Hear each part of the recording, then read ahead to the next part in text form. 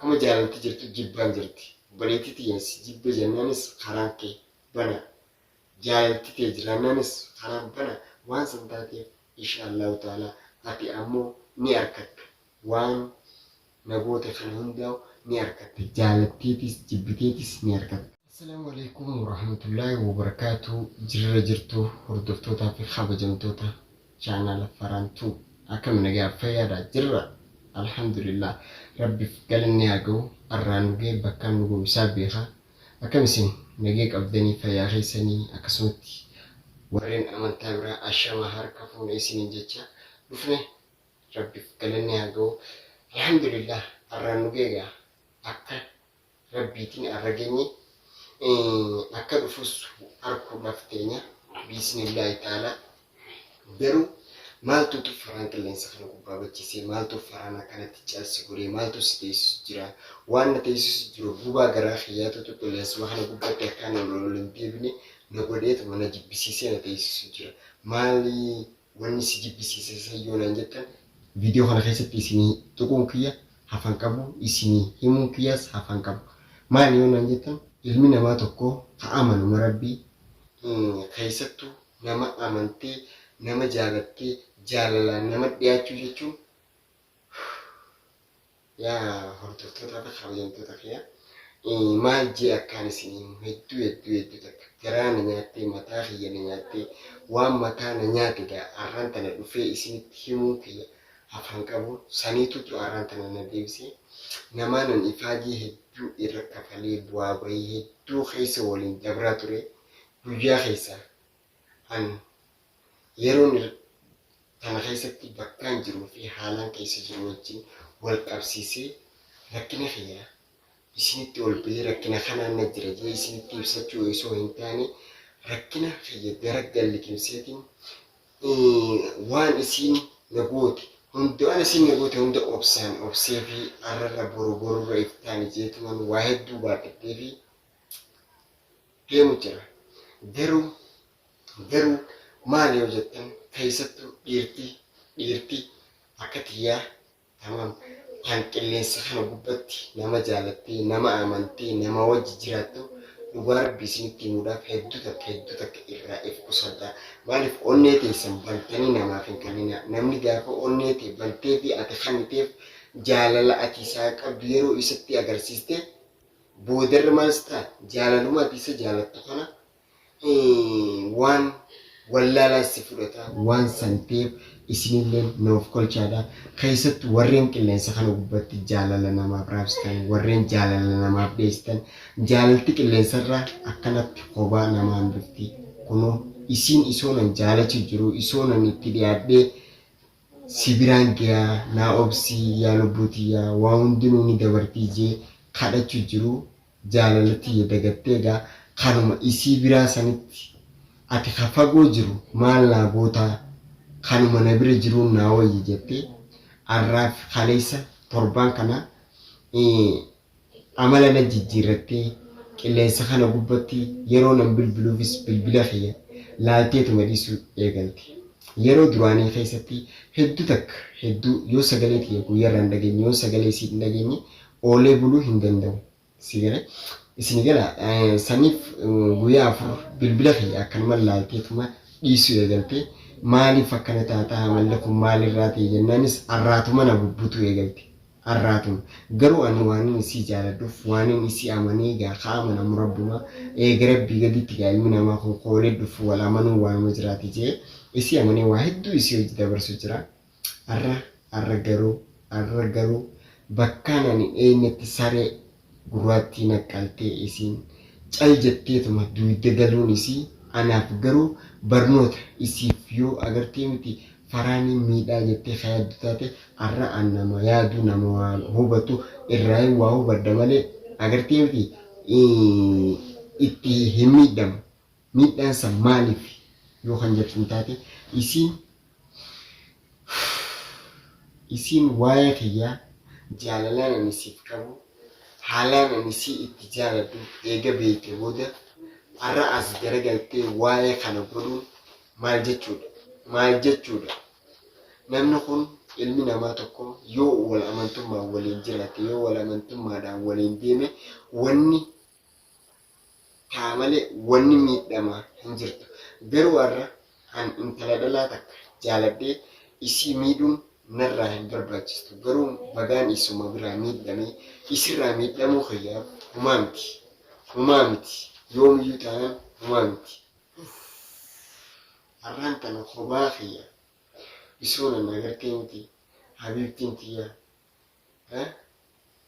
jiruu tiyyaa habiibtiin tiyya ija tiyyaa jee isoonan halkanii guyyaa isii yaadu isoo waa'ee kiyya caalaa waa'een isii hirriiba na dhorku.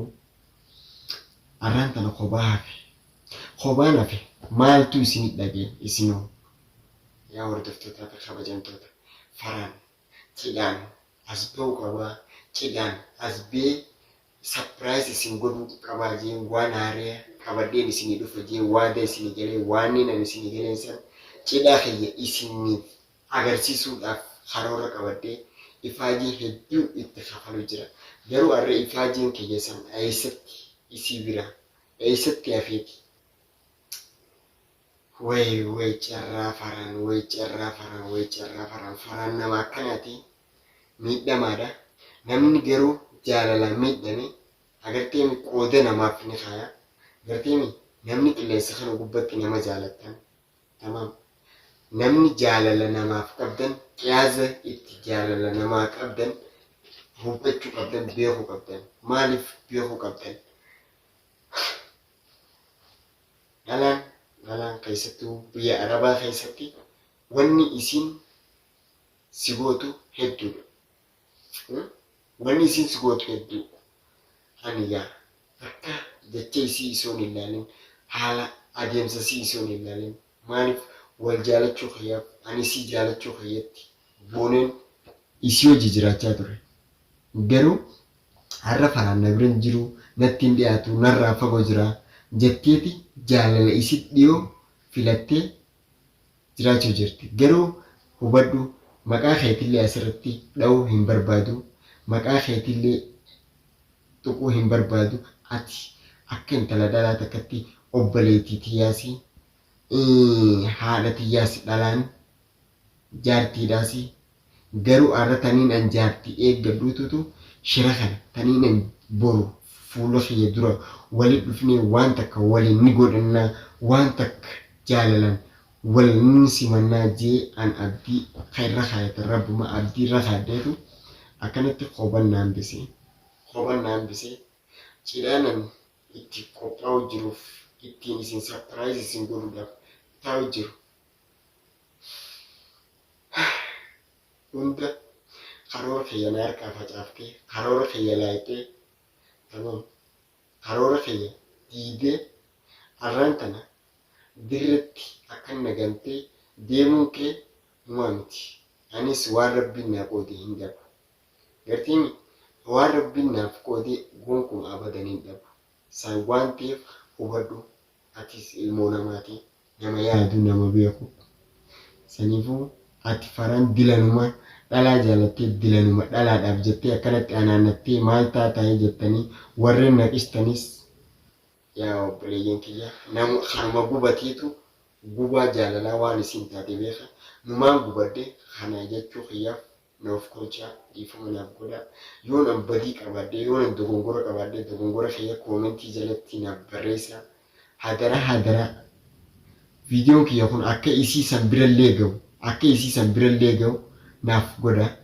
Yaada isin naaf qabdan koomentii jalatti naaf kaayaa. Maaliif an isiidhaaf jeeti kanii waa meeqatee jireenya kiyya agartee miti isirratti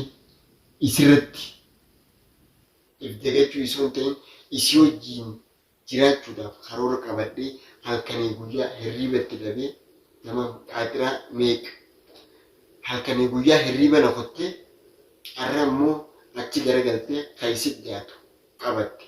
Saniifuu keessattuu dhalaan biyya Arabaa haalli isiin nama gootu haala kana. Saniif namni jaalattan garuu rabbiin waliif isin haa dhiisu. Warreen akkuma kiyyatti irratti qilleensa kana gubbatti hawwilamtanii hawwillee jirtan rabbiin isin haa gargaaru.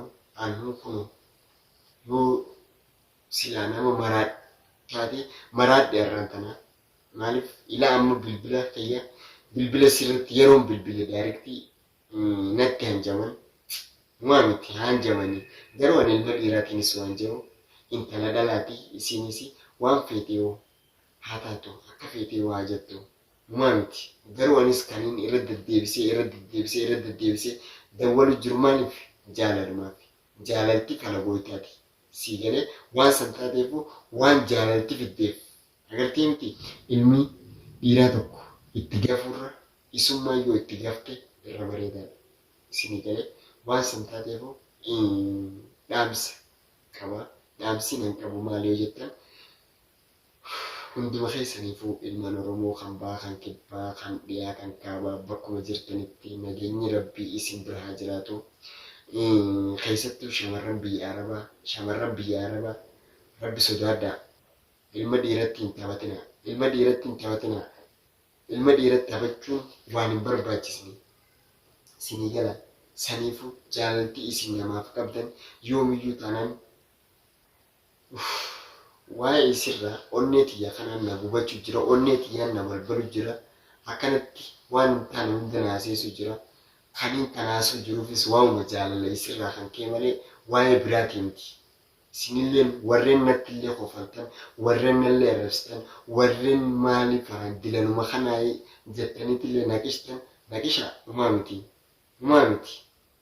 anis gubaa keessa fayyaatii fi gubaan jaalalaan siif qabuututu akkana na gubu jira keessa tamam aduu keessatti na dhiistee deemuu isiitutu garaa na gubu jira waan ta'eef hadara warreen viidiyoon kiyya kun isin bira ga'e sheer naa godhaadhaa isii san biraan naa ga'a kana mujirima san biraan naaf ta'aadha rabbiin haqa haa godhu inshaallah anis numaan eeggadha qooda fayya haqa fayya numaan eeggadha har'a isiin na miitee miidhaa fayya agartee miti rabbi fayyaa wajjin waliin dhabu isiin kuttus sagaltuu haadha duuba jira tamam waan rabbiin tan na fideefuu hin beeku obsuun qabaa dirqama obsaan narraa eegama ammoo viidiyoo fayya kana akka isii biraan naa geessan hadaraa isiniin jaa hordoftootaa fi kabajamtoota fayya faraan sargii aruuza fayyaanii sapiraayis isin godhe jiin arra gadda fayyaanii isinitti as ba'e